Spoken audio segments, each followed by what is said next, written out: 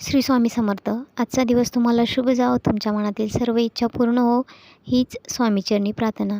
तर हनुमानरायाचे जो जन्मदिवस आहे तो चैत्र महिन्यात म्हणजे चैत्र पौर्णिमेला का साजरा केला जातो, तसे तर हनुमानरायाची वर्षातून दोनदा जो जन्मदिवस आहे, जन्मोत्सव आहे तो साजरा केला जातो. एक कार्तिक महिन्यामध्ये म्हणजे वाल्मिकी रामायणानुसार कार्तिक महिन्यामध्ये हनुमानरायाचा जन्मदिवस साजरा केला जातो आणि चैत्र पौर्णिमेलाही साजरा केला जातो. तर चैत्री पौर्णिमेला साजरा का केला जातो यामागचे कारण आहे की हनुमानराया लहान होते तेव्हा त्यांना खूप भूक लागली होती आणि त्यांना सूर्य दिसला.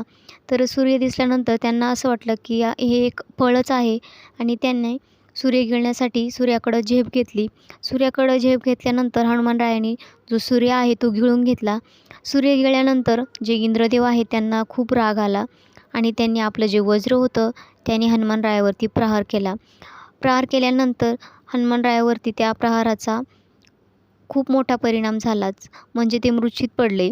तर हे सर्व जेव्हा पवनदेवाला कळले तर त्यांनी पृथ्वीवरची जी पूर्ण हवा होती ती पूर्णपणे बंद करून टाकली आणि पृथ्वीवरती जे जीव होते, जीवजंतू होते त्यांना ते कासावीस होऊ लागले.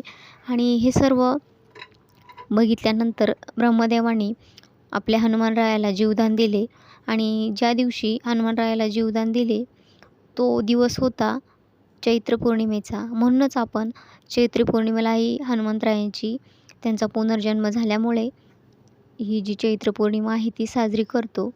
तर आमच्याकडं जवळच आमच्या इथं हनुमानरायाची अशा प्रकारे मोठी मूर्त आहे आणि तिथंही खूप छान असा कार्यक्रम होतो आणि प्रसाद म्हणून तिथं बुंदी वगैरे वाटली जाते आणि खूप प्रमाणात इथं लोक येतात आणि खूप अशी भव्यदिव्य अशी मूर्त आहेत. आणि तुम्ही बघू शकता इथं मस्त सर्वांची पंगत बसलेली आहे प्रसाद घेण्यासाठी.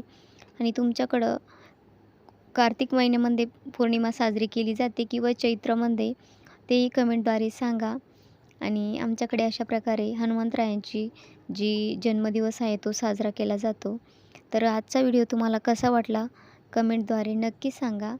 आणि आजचा व्हिडिओ मी इथं संपवते. जय जिजाऊ जय शिवराय.